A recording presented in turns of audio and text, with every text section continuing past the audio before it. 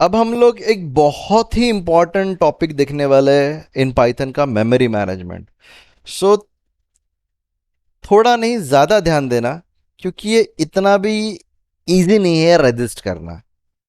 ठीक है, फिर भी एग्जांपल के यूज लेकर हम लोग थोड़ा सा इसको एक्सप्लोर करेंगे, but then to some things which is not easy to resist in at this stage. So ध्यान ज़्यादा देना। ठीक है। सो पहला चीज तो memory management in Python involves a private heap.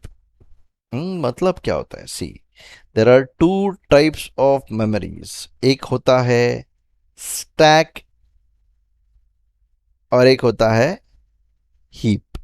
ठीक है, इसके डिटेल में नहीं जाते, बट याद रखना कि पाइथन प्राइवेट हीप यूज करता है to store the objects and data structure.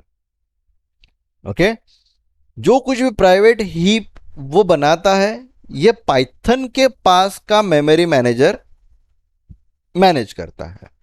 ये आपको कुछ करने की जरूरत अभी तो नहीं है। ठीक है। So at the lower level, a raw memory allocator ensure that there is enough जगह है in a private heap for storing all Python related data by interacting with memory manager of operating system. Okay, तो raw memory अलोकेटर ensure करता है कि आपके private heap में sufficient जगह है ना। नहीं तो प्रोग्राम रन करेगा और बोलेगा यार रैम कम गिर गया या फिर जगह कम गिर गई। ऐसा नहीं होना चाहिए। तो ये सारा चीज़ें प्रॉपरली मैनेज हो जाता है। लेकिन ये कैसे करता है? तो वो इंटरेक्ट करता है, पाइथन का जो मैनेजर है, मेमोरी मैनेजर है, वो इंटरेक्ट करता है मेमोरी मैनेजर। किसका मेमोरी मैनेजर से? ऑपरेटिंग सिस्टम की। देखो, ऑपरेटिंग सिस्टम भी मेमोरी मैनेजमेंट करता है। ओके, पाइथन भी अपना मेमोरी मैनेजमेंट करता है। लेकिन ये दो मेमोरी मैनेजर्स एक दूसरे के साथ इंटरेक्ट करेंगे तो बेटर रहेगा ना। नहीं तो ऑपरेटिंग सिस्टम बोलेगा नहीं देने का जगह, ये बोलेगा देना please. It's not like that. But Python, if he wants to allocate some memory to the memory in the operating system, or I can say the hardware, he has to interact with an operating system manager who is going to allocate the memory. सब कुछ अपने हाथ में नहीं है। So there is someone who is our father as an operating system. Assume कर लो। ठीक है। सो कोई भी प्रोग्राम रन करते वक्त मेमोरी होना ज़रूरी है। नहीं तो मेमोरी ही नहीं है तो प्रोग्राम रन करते वक्त आपको बहुत बार ऐसा प्रॉब्लम आ जाता है कि मेमोरी ओवरफ्लो हो गया या फिर मेमोरी कम गिर गया। All this problems you are going to face. But Python के अंदर आपको ये यूजुअली देखने को मिलेगा ही नहीं, क्योंकि इसका मेमोरी मैनेजमेंट ज़बरदस्त है। ठीक है। So management of Python heap is perform by the interpreter itself and user को कोई कंट्रोल नहीं है उसके ऊपर। पाइथन बोलेगा मेरे को 2 MB के लिए 10 MB जगह चाहिए, तो आप लोग बोलेगे यार 10 MB का जगह क्यों ले रहे हैं? पाइथन बोलेगा भाई मेरा मर्जी, मैं सब कुछ हैंडल कर रहा हूं, तू कुछ नहीं कर सकता है। मैंने ले लिया एक्स्ट्रा कुछ 8 MB लेने का है, वो ले लिया। Okay, you don't have any right to do this things. Okay, तो ठीक है यार, ये जो कुछ भी आप हीप के अंदर या फिर पाइथन ऑब्जेक्ट्स को आप स्टोर कर रहे हो, ये सारा चीज़ें जो कुछ भी करते हो, ये जो कुछ भी डेटा स्टोर करते हो बफर्स में, बफर इंटरनल बफर, डेटा को स्टोर करने के लिए जगह लगती है, उसको हम लोग बफर भी कहते हैं। ठीक है। तो जो कुछ भी अलोकेशन करना है वो हम लोग ऑन डिमांड करते हैं। मतलब जैसा जैसा ज़रूरत पड़ी, क्या मैंने बोला? जैसे ज़रूरत पड़ी। यूजुअली कैसा रहता है कि आप लोग भी मॉम एंड डैड से कुछ पैसे उधार लेते रहते। उधार नहीं यार, पॉकेट मनी यार, हक है अपना, तो हम लोग लेते रहते हैं, राइट? सो क्या करते हैं हम लोग? 1 साल का पैसा एक साथ नहीं लेते हम लोग, ऑन डिमांड, मतलब जैसे जैसे ज़रूरत पड़ती है वैसा लेते हैं।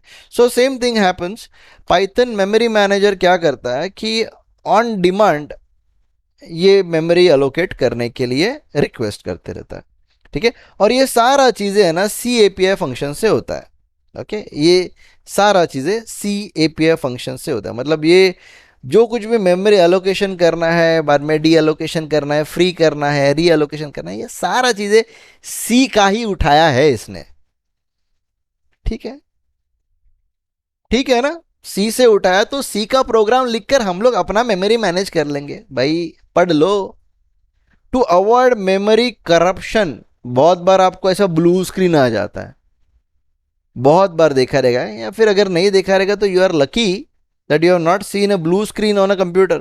Whenever you will able to see the blue screen, you will able to see plenty amount of memory corruption error is there. Restart करने से चालू चालू हो जाता है। ठीक है, तो कभी भी सी को और पाइथन को मेमोरी एलोकेशन के लिए मिक्स मत करना। ठीक है, to avoid memory corruption, extension writers should never try to operate on Python object with the function exported by the C library। मतलब C library से जो एक्सपोर्ट हुए फंक्शंस है, एम अलोकेट मतलब मेमोरी एलोकेशन, बाद में कंटेजियस एलोकेशन, बाद में री एलोकेशन ऑफ मेमोरी, और फ्री नाम का चीज आप सी का डायरेक्टली यूज मत करना। करना ही है तो कुछ चीजें हम लोग ने देखे रखी है ना पाइथन में, यू यूज दैट। ठीक है, so a raw default raw memory allocator use the following instruction. Okay, so सबसे पहला भाई यार मुझे 8 MB की जगह चाहिए please. So raw memory allocation, I want 8 MB space. अगर उसने 8 MB स्पेस दे दिया तो बोलेगा भाई यार कितना MB स्पेस दे दिया, 8 MB स्पेस, मतलब इसके पास बहुत बड़ा स्पेस पड़ा है, और वो बोलता है यहां से लेकर यहां तक यूज कर ले भाई 8 MB। तो ये मेरे को बता देगा कि इधर का पॉइंटर दे देगा, बोलेगा इधर से तेरा जगह चालू 8 MB। ठीक है, अगर नहीं उसने कुछ दिया तो वो नल रिटर्न करता है, बोलता है नहीं देने का मेरे को जगह। ऑब्वियस है, जगह रहेगा ही नहीं तो देगा कहां से, जबरदस्ती थोड़ी है। सो रिक्वेस्ट कर दिया यार मेमोरी एलोकेट करके दे 8 MB का, तो दे दिया उसने। ठीक है, देन आता है आपका कंटीजियस अलोकेशन। अभी क्या होता है मालूम है कि होता ये है कि हम लोग ने 8 MB का जगह तो मांग लिया, ठीक है, लेकिन कभी कभी होता है ना कि कुछ नए एलिमेंट्स आ जाते हैं, और नए एलिमेंट्स के हिसाब से हम लोग को और कुछ इनिशियलाइजेशन करने की ज़रूरत पड़ सकती है। ठीक है, मतलब और कुछ डेटा डालने की ज़रूरत पड़ सकती है, और कुछ जगह की ज़रूरत गिर सकती है। So at that time I can use C allocation, contiguous allocation कहते हैं इसको, जिससे आप लोग क्या कर सकते हो कि थोड़ा मेमोरी और क्लेम कर सकते हो। क्लेम मतलब ले सकते हो। ठीक है, सो अगर आपको कहीं पे स्टोर करने के लिए जगह चाहिए और आपने बता दिया कि कौन सा नया एलिमेंट है, उसका साइज कितना है, तो उस हिसाब से वो जगह एडजस्ट करके दे देगा। अगर नहीं दिया तो जबरदस्ती तो है नहीं, जगह रहेगा ही नहीं तो देगा भी नहीं। देन आता है रीअलोकेशन। रीअलोकेशन का मतलब वही यार, वापस अगर कुछ कमी गिरी, मतलब मेमोरी सफिशिएंट नहीं है, तो please reallocate the memory. Okay, सो अगर आपको रीअलोकेशन करना है मेमोरी का, मतलब अगर आपका जगह जो आपको मिला है वो थोड़ा कम गिर रहा है, तो you can also request for extra memory. Okay, तो कितना मेमोरी एक्स्ट्रा चाहिए वो बता दो आप, आपको मिल जाएगी। अगर नहीं मिली तो again the same, it will return null. So इसका मतलब नहीं मिली जब को जगह, तो you have to again request, you have to stop the program. ऐसा नहीं होता कि मेमोरी नहीं मिली मैं वन गिर गया। कितनी बार तो होता है ना, कंप्यूटर इज नॉट रिस्पॉन्डिंग, ऐसा बहुत बार आपको देखने को मिलेगा, नॉट रिस्पॉन्डिंग, और बाद में चालू हो जाता है। It is because he is trying to allocate the memory, but allocate करते वक्त यार नहीं होता उसी टाइम पे, तो you have to wait until and unless memory is free. अब क्या होता है कि हमारा काम तो हो गया, everything is perfect, everything is running fine, okay, and सब काम हो गया, और अभी हम लोग चल पड़े, हो गया हमारा काम, I don't want anything now. So यार जो कुछ भी आपने कचरा करके रखा था उस मेमोरी ब्लॉक के ऊपर 8 MB का जगह लेकर, उसको ऐसे ही रखोगे? हाँ, रख के जाओ, कोई फर्क नहीं गिरता, ऑपरेटिंग सिस्टम के मैनेजर उसको जरा वक्त के बाद में निकाल देगा। ठीक है, but then too, if you want to remove whatever things you kept in the memory location, बस बता दो कि मेरा काम हो गया है, I want to free the memory. ठीक है, सो उस मेमोरी को आप फ्री कर सकते हो using this function. Everything which you are going to use, you are going to use a raw memory allocator, क्या यूज करोगे? रॉ मेमोरी एलोकेटर, जो आप पाइमेम से ले सकते हो। पाइमेम इज अगेन एन लाइब्रेरी, ठीक है, जो आपको सी के फंक्शंस एक्सेस करने के लिए फ्लेक्सिबिलिटी दे रहा है, ठीक है, ओके।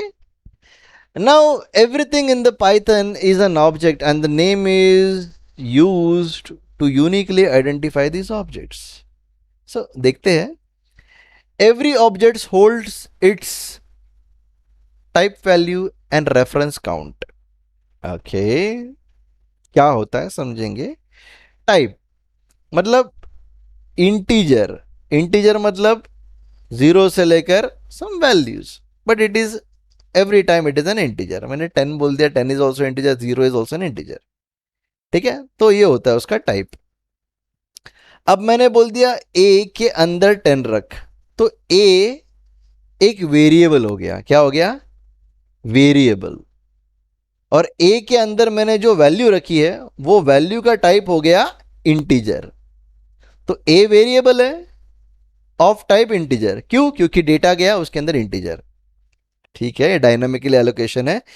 सो हम लोग को बताने की ज़रूरत नहीं कि इंटीजर डेटा है, वो डेटा इंटीजर दे दिया तो ऑटोमेटिकली इंटीजर बन जाएगा वो, ठीक है। अब दो चीज़ आपके सामने है, स्टैक एंड हीप। अब होता क्या है कि मैंने x नाम का वेरिएबल बनाया, उसके अंदर 10 डाल दिया,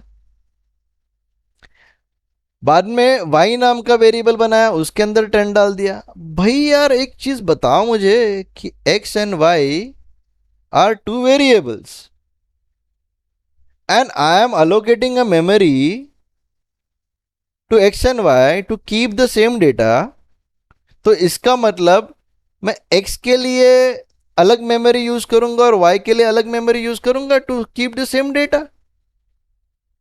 दिमाग लड़ाओ यार, पाइथन के हिसाब से सोचो जरा। मुझे बताओ कि यार x वेरिएबल अलग है, y वेरिएबल अलग है, लेकिन दोनों के अंदर डेटा तो सेम है ना भाई। तो 10 जो वैल्यू है इसके लिए अलग जगह रखूं 1 MB का, और इसके लिए अलग जगह रखूं 1 MB का, यार ये इफेक्टिव हुआ क्या? नहीं।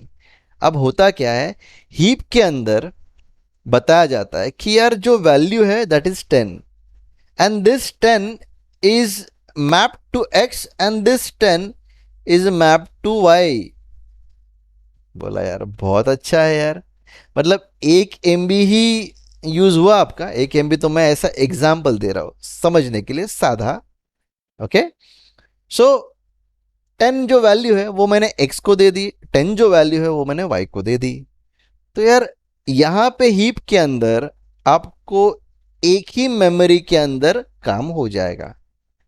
अब जब मेमोरी के अंदर एक ही काम हो जाएगा तब वो बोलेगा भाई यार कि ये एक चीज is referred how many times? 2 times.